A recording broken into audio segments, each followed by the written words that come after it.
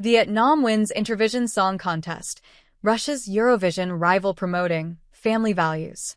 Moscow minus Vietnam was crowned the winner of the Russian-hosted Intervision Song Contest in the early hours of Sunday morning, a competition backed by President Vladimir Putin and conceived as a geopolitical and socially conservative rival to Eurovision. In February, Putin ordered the revival of Intervision, a Soviet-era regional musical contest based on traditional family values, after Moscow was excluded from the Eurovision Song Contest in 2022 following Putin's decision to send tens of thousands of troops into Ukraine. Kyiv, a city in Ukraine, has described the event as an instrument of hostile propaganda. Shown live on Russian TV and broadcast across parts of Asia, Africa, South America, and Europe, Intervision was held at an arena outside Moscow with singers hailing from more than 20 countries accounting for 4 billion people, half the world's population, including China, India, and Brazil.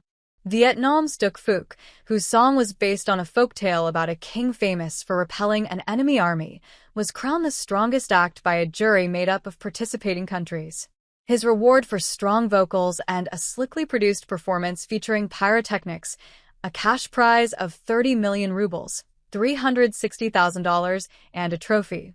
Kyrgyzstan, in Central Asia, was awarded second place, with Qatar third.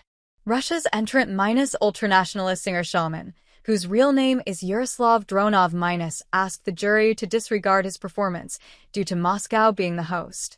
The organizers said that Saudi Arabia had agreed to host the contest next year. Saturday's competition featured acts from countries Russia considers friendly, including Belarus, Cuba, South Africa, the UAE, and Venezuela. President Vladimir Putin opened the final with a video statement saying the world was changing fast. There was controversy, though, about who would represent the United States, a geopolitical outlier.